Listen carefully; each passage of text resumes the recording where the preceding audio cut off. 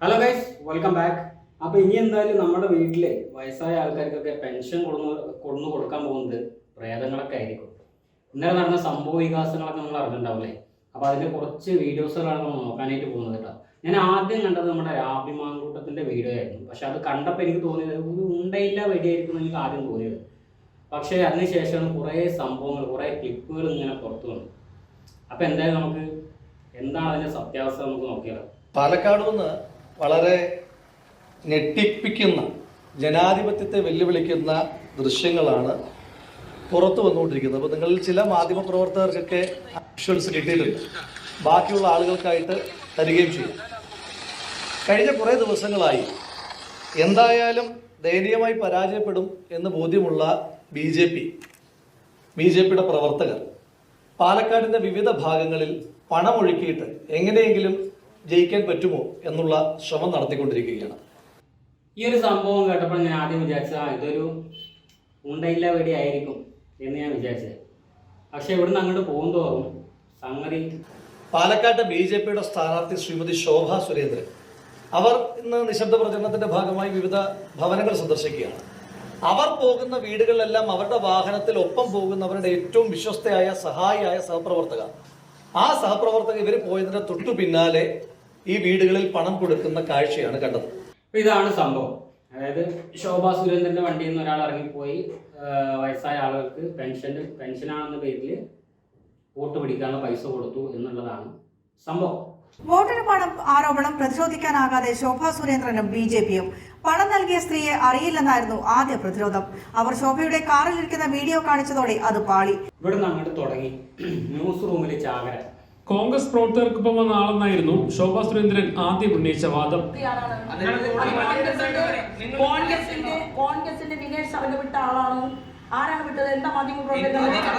ആ വാദം പാളിയതോടെ തന്റെ കാറിൽ വന്നയാളല്ല എന്ന് പറഞ്ഞു.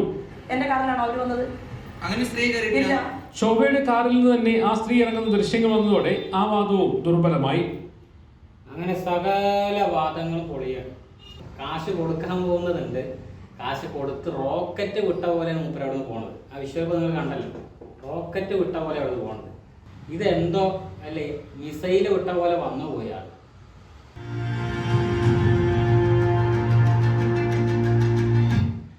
ഇതാണ് വ്യക്തി. അതായത് കാറിൽ വന്ന് കയറിയിട്ടില്ല എന്ന് പറഞ്ഞ സംഭവം. ആ ക്ലിപ്പ് ഞാൻ കാണിച്ചു കേട്ടോ. കാറിലേക്ക് വരുന്ന സംഗതി ഉണ്ട്, കാറിൽ കയറുന്നതില്ല. പക്ഷെ കാറിനകത്ത് ആളുണ്ട്. അപ്പൊ എന്താണ്? പ്രേതം. സിമി സജീവ് എന്ന ബി ജെ പി പ്രവർത്തകയാണ് പണം നൽകിയത്. അവരും ബി ജെ പി നേതാക്കൾ നിൽക്കുന്ന ചിത്രങ്ങൾ കൂടി പുറത്തു വന്നതോടെ ശോഭയ്ക്ക് മറ്റൊന്നും പറയാനില്ലാതായി. ഇനിയിപ്പോ ഇതിൽ കൂടുതൽ എന്താ പറയാ? അവരിനെ അറിയില്ല എന്ന് പറയാൻ പറ്റും. ലോക്ക് വീണ്.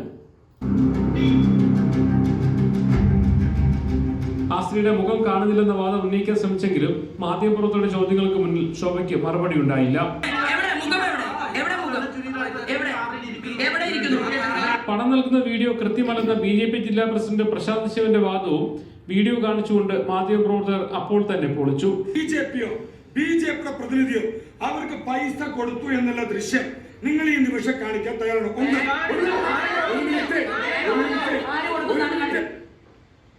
ബി ജെ പി പ്രവർത്തകരാണ് പൈസ കൊടുത്തു എന്നുള്ളതിന് മെയിൻ തെളിവ്. ആ പൈസ കൊടുക്കുന്നു ആ വ്യക്തി, അതായത് ബാക്കിൽ തലയുടെ ബാക്കിൽ മുല്ലപ്പൂ വെച്ച ആ ഒരു സ്ത്രീ, മുല്ലപ്പൂ വെച്ചിട്ട് ആളെ പറ്റിയൊക്കെ അറിയില്ല.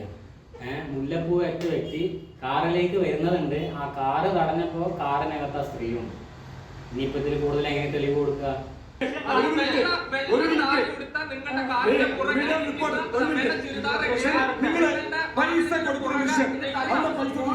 വോട്ടിന് നോട്ടെന്ന ആരോപണത്തെ വസ്തുതാപരമായി പ്രതിരോധിക്കാനാകാത്ത ശോഭാ സുരേന്ദ്രന്റെയും ബി ജെ പിയുമാണ് പാലക്കാട് കണ്ടത്. മീഡിയ 1 പാലക്കാട്.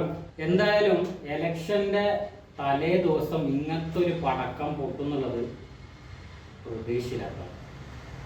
ഇത് നല്ല രീതിയിൽ ഇലക്ഷൻ എന്തായാലും ബാധിക്കും എന്ന് പ്രതീക്ഷിക്കുന്നു. ഓക്കെ, അതായത് നമുക്ക് വേറൊരു സംഗതി കാണാം. കല്ലേക്കാട് മേഖലയിൽ സാരി വിതരണം ചെയ്തതിന്റെ ദൃശ്യമാണ് ഈ ദൃശ്യം കാണിക്കും. ഒരു സാരി പിടിച്ചൊരു ഫോട്ടോ എടുത്താൽ ഇത് സാരി വിതരണം ചെയ്യുന്നതാണ്. നിങ്ങൾ പിന്നെ അതിനെന്തെന്നാ പറയാ? അതും കറക്റ്റ് കളർ കേട്ടോ. ഏതാ കളർ നിങ്ങൾ നോക്കിയാ കറക്റ്റ് കളറ്, സാരിന്റെ കളറ്. അടുത്ത ചോദ്യം ഞാൻ ഇവിടെ ചോദിക്കുകയാണ്, പൈസ ബി.ജെ.പിയോ ബി.ജെ.പിയുടെ പ്രതിനിധിയോ അവർക്ക് പൈസ കൊടുത്തു എന്നുള്ളത്? എന്തായാലും പ്രശാന്തും ശോഭയും നല്ല നിന്ന് വിയർക്കുന്നുണ്ട്. അപ്പോൾ പ്രശാന്ത് പറഞ്ഞ ടങ്ങറാകാൻ കേട്ടോ, എങ്ങനെ ഇപ്പം തടിയൂരാന്ന് പറഞ്ഞ മൂപ്പര് ദൃശ്യം നിങ്ങൾ ഈ നിമിഷം കാണിക്കാൻ തയ്യാറാണോ?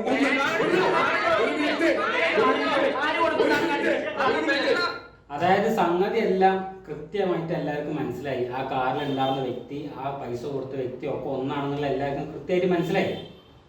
പക്ഷെ അവര് സമ്മതിക്കില്ല. അത് അങ്ങനെയാണ്. ഇതിനകത്ത് രണ്ട് കാര്യം ചേച്ചി സമ്മതിച്ചില്ല. ഒരു മിനിറ്റ് രണ്ട് കാര്യം. കോൺഗ്രസിന്റെ വിനേഷ് സർഗ എന്ന് പറയുന്ന 20 ക്രിമിനൽ കേസുകളുള്ള വിനേഷ് സർഗയോടൊപ്പം ഒരു സ്ത്രീ ഉണ്ടായിരുന്നു. ഇനിയിപ്പോ അങ്ങോട്ട് ചാരിയ ഇവിടെ എന്തായാലും ഇപ്പൊ പെട്ട് ഇനിയിപ്പോ അവരിനെയും കൂടി ഒന്ന് ചാരിയിട്ട് പോകാന്നുള്ളതാണ് തീരുമാനം. ആ സ്ത്രീയെ ചോദ്യം ചെയ്യണം, വിനേഷ് സർഗയെ ചോദ്യം ചെയ്യണം. എന്റെ ഇതിൽ തന്നെ ഞാൻ പറയുന്നത്, നിങ്ങൾ എന്താണ് മൗനമായിട്ടിരിക്കുന്നത്? അവർ എവിടെ നിന്നാണ് ഈ വിഷ്വൽ ഷൂട്ട് ചെയ്തത്? ശോഭാ സുരേന്ദ്രനെ എന്താ അവിടെ കാണാത്തത്? എന്റെ സംഗതി ഇത് പെട്ടെന്ന് നടന്നൊരു സംഭവമല്ല. എനിക്ക് കണ്ടിട്ട് അങ്ങനെ തോന്നി, പെട്ടെന്ന് നടന്നൊരു സംഭവമല്ല. അതായത് കുറേ ദിവസമായിട്ട് ഇവര് കൃത്യമായിട്ട് വാച്ച് ചെയ്യുന്നുണ്ടാവും. കാരണം കൃത്യമായിട്ട് ഇതിനെ വാച്ച് ചെയ്യാണ്ട് എങ്ങനെയാണ് ഇവർ കൃത്യമായിട്ട് എടുക്കാൻ പറ്റുക? കൃത്യമായിട്ട് കുറേ ദിവസമായിട്ട് ഇവരിന് ഇങ്ങനെ കൊടുക്കുന്നത് വാച്ച് ചെയ്യുന്നുണ്ടാവും. ഒരവസരം കിട്ടിയപ്പോൾ അത് കൃത്യമായിട്ട് അവർ യൂസ് ചെയ്തിട്ടുണ്ട്. കൂടെയുള്ള പ്രമീള ചേച്ചി എന്താ വിഷ്വലിൽ കാണാത്തത്? അപ്പൊ എവിടെയോ ഇരുന്നുകൊണ്ട് ഇവർ ഒരു സ്ത്രീയെ ഇറക്കി ഇങ്ങനെ ഒരു കഥയുണ്ടാക്കി അത് ഷൂട്ട് ചെയ്ത് നിങ്ങളുടെ കയ്യിലെത്തിച്ച് നിങ്ങൾ അത് കാണാൻ പറ്റൂ എന്ന് കേൾക്കുമ്പോഴേക്കും കയറെടുത്തു. അതായത് പാലക്കാട് മുനിസിപ്പൽ ചെയർമാനാണ് പഴയ പ്രമീള ചേച്ചി, അപ്പോൾ ആളെല്ലാം തോന്നുന്നത്. അപ്പം എന്തായാലും ആ വ്യക്തി ശോഭ ചേച്ചി ആ കാറിനകത്തുണ്ട്. പുറത്തുനിന്ന് ഒരാളിനെ ഇറക്കി, അതായത് സ്വന്തം തട്ടകത്തുനിന്ന് ഒരാളെ കൊണ്ടുപോയി എന്തായാലും കൃത്യമായിട്ട് ധാരയിൽ കണ്ടു കഴിഞ്ഞാൽ പെടും. ഇപ്പം പുറത്തുനിന്ന് ഒരാളാകുമ്പോൾ ഇതങ്ങനെ കൃത്യമായിട്ട് ആരും അറിയാൻ പോകുന്നില്ല. പക്ഷെ പാളി വെള്ള വസ്ത്രം ധരിച്ചു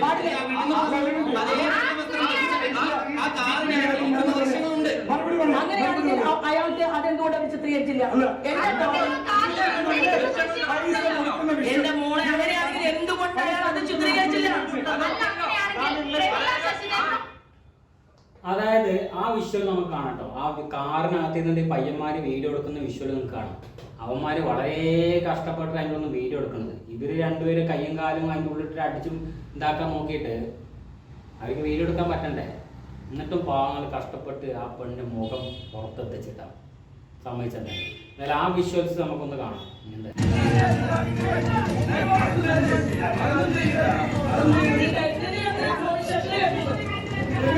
ഭീഷണി പോലീസ് സ്റ്റേഷനിൽ പെട്ടു. കാരണം എങ്ങനെയെങ്കിലും ആ വിഷ്വൽസ് അവരുടെ കയ്യിൽ നിന്ന് പോയിട്ടില്ലെങ്കിൽ അവർ പെടുന്നുള്ളത് കൃത്യമായിട്ട് അറിയാം. അപ്പോൾ അതുകൊണ്ട് ഭീഷണി. ഇതാണ് ആ കാർന്നുള്ള വിഷ്വൽസ്. ഇങ്ങനെയൊക്കെ കാട്ടി കൂട്ടിയിട്ട് എങ്ങനെയാ പായം വീഡിയോ എടുത്തെന്ന് സമ്മതിച്ചെന്തായാലും.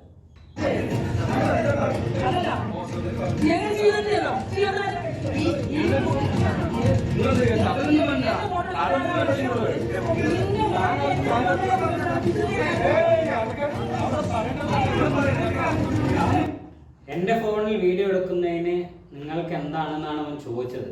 ഇതിൽ എന്താണ് ഇത്ര വല്ലാണ്ട് അസഭ്യം ഉള്ളതെന്നുള്ളത് എനിക്ക് മനസ്സിലായി കേട്ടോ. സ്പീക്കറോട് ഞാനൊരു കാര്യം വ്യക്തമായി പറഞ്ഞു. ആ സ്ത്രീ എന്റെ കാലിൽ ഇരിക്കും. നോക്കൂ, ഞാൻ പറയട്ടെ, എന്റെ കാലിൽ ഇരിക്കുന്നതിന് മുഖം മാത്രമില്ല. ആ സ്ത്രീയെ പോകുന്നു, അവിടെ അമ്മനെ നിർത്തി കയ്യിൽ പൈസ വെച്ച് കൊടുത്തതും അമ്മയുടെ അരികിലേക്ക് നടന്നു പോകുന്ന മുഖമുണ്ട്. അടുത്ത വിഷ്വലിലെ കാറിലേക്ക് നടന്നു പോകുന്നു. അത് കാണുന്നില്ല നിങ്ങൾ? കാറിലേക്ക് നടന്നു പോകുന്നുണ്ട്, പക്ഷെ കാറിൽ കയറിയ വിഷ്വലില്ല. കാറിൽ എന്നാൽ ആളുണ്ട്. അപ്പൊ ഇതിന് ഇപ്പൊ അവസാനം പറഞ്ഞൊരു സംഭവം എന്താണെന്ന് അറിയോ?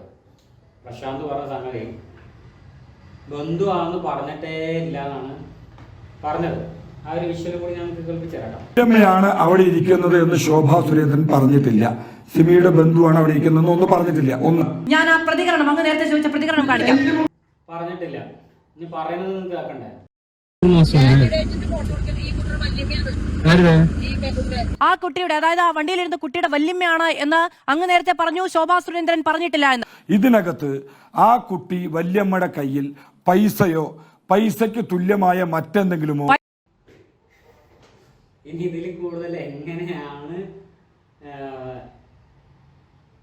ജനങ്ങൾക്ക് മനസ്സിലായി, അവർക്കും മനസ്സിലായി, എല്ലാവർക്കും മനസ്സിലായി. പക്ഷെ ഇതെന്താണെന്നറിയോ, സമ്മതിക്കില്ല. ഈ പണത്തിന് വോട്ടെന്നുള്ളത് ആ സംഭവത്തിൽ ഇപ്പോൾ കേസ് വന്നിരിക്കുകയാണ്, കേസ് എടുത്തിരിക്കുകയാണ്. ആർക്കൊക്കെതിരെയാണ് കേസ് എടുത്തിരിക്കുന്നത്? വിശദാംശങ്ങൾ എന്തൊക്കെയാണ്? അപ്പൊ എന്തായാലും ഫൈനലി കേസ് എടുത്തു കഴിഞ്ഞ് ഇനി എന്താണ് സംഭവിക്കുക എന്നുള്ളത് നമുക്ക് നോക്കിയിരുന്ന് കാണാം. അപ്പൊ എന്തായാലും നമ്മുടെ വീഡിയോ നമ്മളിവിടെ വൈൻഡപ്പ് ചെയ്യാനുണ്ടോ. അപ്പൊ എന്തായാലും അവസാനമായിട്ട് എനിക്ക് പറയാനുള്ളൊരു കാര്യം, ഇതുവരെ കേരളത്തിൽ ഭരണം കിട്ടാത്തൊരു പാർട്ടിയാണ് BJP. ഭരണം കിട്ടാത്തൊരു സമയത്ത് ഇവരിങ്ങനെയാണ് കാട്ടുന്നതെങ്കിൽ ഭരണം കിട്ടിക്കഴിഞ്ഞാൽ നമ്മൾ എന്തൊക്കെ കാണേണ്ടി വരും ചിന്തിക്കാം.